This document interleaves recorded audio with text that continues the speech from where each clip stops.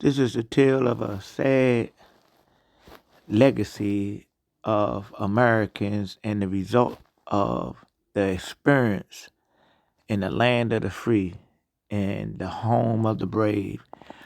Once you go through the process and you start to tally up the numbers, you would notice that most Americans transition, leave this life broke, in debt.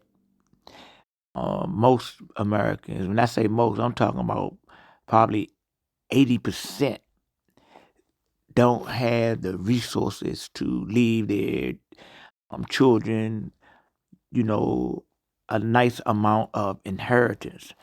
And this is a systematic thing that has been set up because Americans don't get to own their houses. They pay for their cars as long as they have them. We got taxes and insurance and things of this nature.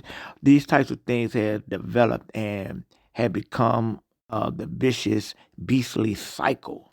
So again, most Americans, they become elderly and they become sickly because of the diet and the overlooking of the poisons in the food by the FDA and the lack of concern by the three branches of the government, because a lot of these food manufacturers just putting all these dyes and flavorings and preservatives and these chemicals, they should be prosecuted by the highest court in the land. But because of these members of the Supreme Court are getting paid, members of Congress is getting paid, the president is getting paid, everybody is getting paid, so the well-being of the people isn't a great issue at all, because for this country that have come from where it came from and to be where it's at now,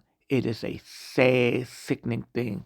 We look at the advancements in industry and technology and things of that nature. America's just our consumers. We're not producing, and this is the direct result of selling out the people, sending jobs to Mexico, to what they identify as third world countries, Taiwan and China and things of that nature. So by sending these jobs there, you're taking jobs from Americans. You are making the opportunities less for Americans to become successful or even have a stable life within the country by working the jobs and producing the things that American ideas have come up with.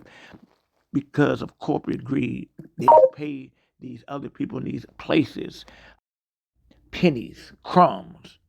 They exploit them, but those people, it's good for them and bad for Americans. And this again is why many Americans get to their elderly age and their houses is taken. They are forced into places that pay high expenses to be in retirement homes or old folks homes, hospitals and things like that. Americans are sick.